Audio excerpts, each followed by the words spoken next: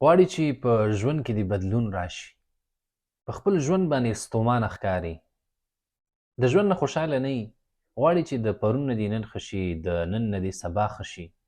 او په ژوند کې دې یو انقلاب راشي. بلکل ته په دې خپل ژوند کې خوشحاله او ارام اوسې او دې دپاره لارې چې دی لټوې چې څنګه زما ژوند بدل شي. د ژوند د بدلون په هڅه کې زه دا داسې یوه لاره ښیم چې یقینا هغې سره به دې ژوند بلکل بدل شي، ژوند کې به دې یو انقلاب راشي، د پرون نه به دې نن ښه شي، د نن نه به دې سبا ښه شي او ته په خپل ژوند کې ډېر ارام او ډېر خوشحاله یې، ډېر مطمئن به یې. هغه لاره دا ده محترمو، هغه د قرآن کریم سره تعلق ساتل دي. دا خبره ما ته ډېره وړه ښکاري خو دا ډېره عظیمه خبره ده.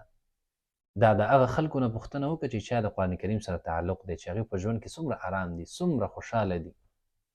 کم از کم د قرآن کریم یوه صفحه تلاوت چې موږ روزانه کوو هره ورځ، په ژوند کې به هم ناشنا بدلونونه راشي، بیا په دې باندې ځان پویه کوو، بیا ورباندې عمل وکړو، یقینا چې ژوند به دې بدل شي. قرآن کریم چې دی دا محترمو دا یو داسې کتاب دی چې دا د انسان په ژوند کې انقلاب راولي، دا د انقلاب کتاب دی. دې داسې زړونه مات کړي، داسې زړونه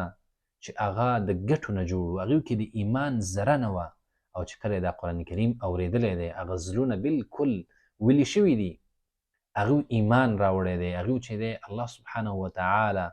ته یې غاړه ایښودلې ده، د الله د نبي خبرې یې منلې، په ژوند کې انقلابونه راغلي دي